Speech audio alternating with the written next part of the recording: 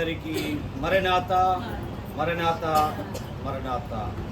రెండవ రాకడ పండుగలో ఏకీభవించిన రాకడ విశ్వాసులారా, రాకడ మేఘమిక్కు ధన్యత, మేఘాస్థినుడే వచ్చుచున్న క్రీస్తు ప్రభువారు మీ కలలకు అనుగ్రహించును గాక.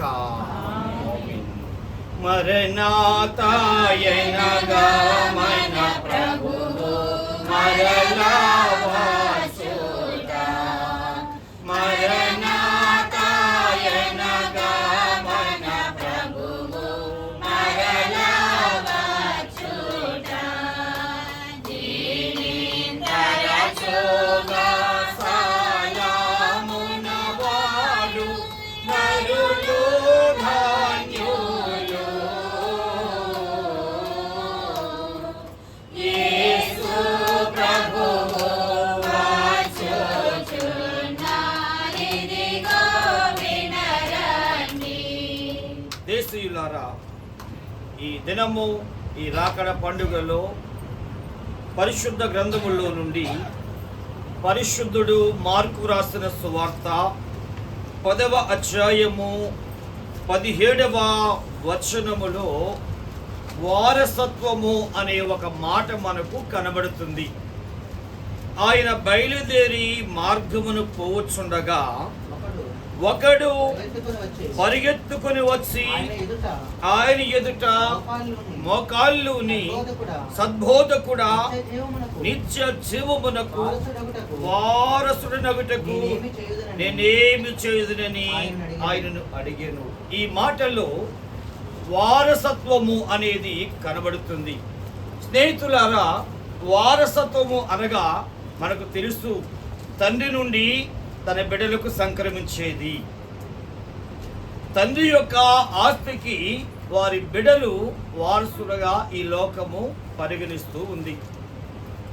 అయితే ఈ లోకములో కొందరు దానగుణానికి వారసులుగా కనబడతారు, కొందరు బుద్ధికి వారసులుగా కనబడతారు, కొందరు జ్ఞానమునకు వారసులుగా కనబడతారు, కొందరు ఆస్తికి వారసులుగా ఉంటారు, కొందరు తెలివికి వారసులుగా ఉంటారు, కొందరు సహాయ గుణానికి వారసులుగా ఉంటారు, మరికొందరు చురుకుదనానికి వారసులుగా ఉంటారు. మన ప్రభువు చురుకుదనము గలవాడు. ఈ ఉదయకాలము అన్ని ఆరాధనలో నేను ఒక మాట తెలియపరిచాను. మార్కు సువార్త 1వ అధ్యాయం 35వ వచనములో ప్రభువారు ఆయన ఇంకను చాలా చీకటిగా ఉండగానే బయలుదేరి అరణ్య ప్రదేశమునకు వెళ్ళి అక్కడ ప్రార్థన చేయించాలండి. కనుక మనమందరము మన విశ్వాసం ఏమిటంటే వేకువజామునే లేచుట, తెల్లవారుజామునే లేచుట, దేవుని సన్నిధిలో కనిపెట్టుట. బైబిల్ మిషన్ వారలారా, ఇది మనకు వారసత్వమైనది. ఇవాళ ఈ వాక్యములో ఈ యవనస్తుడు కొన్ని సంఘటనలు మనము చూస్తే, ఈ అబ్బాయి జీవితాన్ని మనము చూస్తే, పరిగెత్తుకుని వచ్చుట అనగా ఆసక్తి. దేవుని యొద్దకు వచ్చేవారే అక్కడ ఇక్కడ పెత్తనాలు చేసుకుంటూ రాకూడదు. నీ ఇంటి దగ్గర బయలుదేరవంటే నీ బైబిల్ పట్టుకుని నువ్వు డైరెక్ట్గా మందిరంలో అడుగు పెట్టాలి. అది ఆసక్తి. రెండవది మోకాళ్ళూనుట అనగా విధేయతకు సాదృశ్యముగా కనబడుతుంది. మోకరించాలి. ఇలారా, దేవుని దయను పొందాలంటే మోకరించాలి. మార్కు సువార్త 1:40లో కుష్ఠరోగి ప్రభు ఎదుట మోకాళ్ళూనాడు.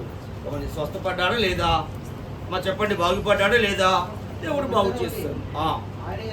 ఆయన యొద్దకు వచ్చి ఆయన ఎదుట మోకాళ్ళుని, నీకిష్టమైతే నన్ను శుద్ధునిగా. కుష్ఠరోగి ప్రభు దగ్గర మోకాళ్ళున్నాడు. నీకిష్టమైతే నన్ను శుద్ధునిగా. ప్రభు ఏమన్నారు చెప్పండి? నాకు ఇష్టమై నీవు. మూడవది సద్బోధకుడా అంటున్నాడు. ఇలారా, ఎవరితోనే మనం మాట్లాడేటప్పుడే మన యొక్క సంబోధన లేక మనం మాట్లాడే విధానము ఎదుటి వారిని గౌరవించి మాట్లాడాలి. కొన్ని సమయాల్లో మనకంటే చిన్నవారు కావచ్చు, మనకంటే పెద్దవారు కావచ్చు, ఎవరైనా సరే ఎదుటి వారిని మనం గౌరవించి, ఏమన్నాడు ఇక్కడ? బోధకుడా అన్నాడా? అంటే సద్బోధకుడా అనగా మంచి బోధకుడా. నాలుగవది ఆయన అంటాడు, నిత్య జీవమునకు వారసునవడానికి నేనేమి ఈయనకి తెలియదు కనుక బైబిల్ మిషన్ వారులారా, ఫాదర్ దేవదాసయ్య గారు చెప్పిన మాట, తెలియని విషయములు దేవుని అడిగి తెలుసుకొనాలి. ఏ మతమును కానీ ఏ మనుషుని కానీ దూషించరాదు, ద్వేషించరాదు. తెలియని విషయములు దేవుని అడిగి తెలుసుకోవాలి. ఇది మన మిషన్ యొక్క ముఖ్య ఉద్దేశం. దీనికి తెలియదు గనక చూడండి, ప్రభువుని అడిగి ఆశ ఉంది. ఏమిటి? నిత్య జీవానికి వారసుని కావాలి. కాబట్టి ప్రభు చెప్పిన మాట విన్నాడు కానీ, తర్వాత అసలు విన్నాడు కానీ ఆచరించలేకపోయాడు. ఇవాళ చాలా మంది మందిరానికి వస్తూ ఉంటారు, వాక్యం వింటూ ఉంటారు, కానీ వాక్యమును అనుసరించి నడవలేకపోతూ ఉన్నారు. అంచేత వారు వారసులు కాలేకపోతున్నారు. బైబిల్ గ్రంథములో దేవుడు చెప్పినట్టుగా చేసి కొందరు కొన్ని విషయాల్లో వారసులుగా కనబడుతున్నారు. కొన్ని మాటలు, నలుగురు వ్యక్తులు నేను మీకు చూపిస్తాను ఈ రాత్రి వేళలో. మొదటిది, నోవహు నీతికి వారసుడు. నోవహు దేనికి వారసుడు చెప్పండి? నీతికి వారసుడు. దేవుడు అన్నాడు, ఈ తరము వారిలో నీవే నా ఎదుట. ఎబ్రీ పత్రిక 11:7 మనం చూస్తున్నప్పుడు నోవహు గారట నీతికి వారసుడై ఉన్నాడు. రెండవదిగా మనం చూస్తే అబ్రహాము విశ్వాసమునకు వారసుడుగా ఉన్నాడు. విశ్వాసులకు తండ్రి ఎవరు? అబ్రహాము. అందుకే మనం ఏమని ప్రార్థన చేస్తామంటే, అబ్రహాము దేవా, ఇస్సాకు దేవా, యాకోబు దేవా. అబ్రహాము దేనికి వారసుడు చెప్పండి? విశ్వాసమునకు. మూడవదిగా మోషే నమ్మకమునకు వారసుడుగా ఉన్నాడు.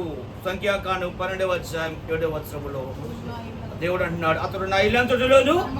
వీళ్ళందరూ వారసులు. నాలుగవది, ఇవాళ క్రైస్తవ సంఘానికి కావాల్సిన మాట. నాలుగవది మనము చూస్తే యోబు యథార్థతకు వారసుడుగా ఉన్నాడు. యోబు గ్రంథము 1:8 అలాగనే 2:3 మనము చూస్తే దేవుడిచ్చే గొప్ప సాక్ష్యం ఏంటో తెలుసా అండి? ఇలాగా అతడు యథార్థవంతుడు. మనుషులు ఇచ్చే సాక్ష్యం కాదు.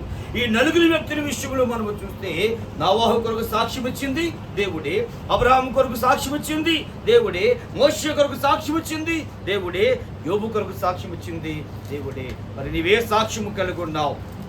అనేక సంవత్సరాల నుంచి ఈ పరిశుద్ధ గ్రంథము పట్టుకుని దేవుని ఎదుగు వస్తున్నావు. ఏ విషయంలో నీవు వారసుడుగా ఉన్నావు? ఈ యవనస్తుల వలె ఉన్నావా? ఉంటే రాకడ మేఘమెక్కదు. బైబిల్ మిషన్ యొక్క ముఖ్య సిద్ధాంతము, మూల సిద్ధాంతం ఏమిటంటే యోహాను సువార్త 2:5 ఆయన మీతో చెప్పునది. ఆశ ఉంది, చేస్తామనుకుంటాం, కానీ ప్రియులారా వాక్య ప్రకారం నడవడమే చేయుట. వినుట విశ్వాసించుట ఆజ్ఞకు విధేయుడై మనుట. వినుట విశ్వాసించుట ఆజ్ఞకు విధేయుడై మనుట. ఈ పనులు మూడు చేయువారే పరలోక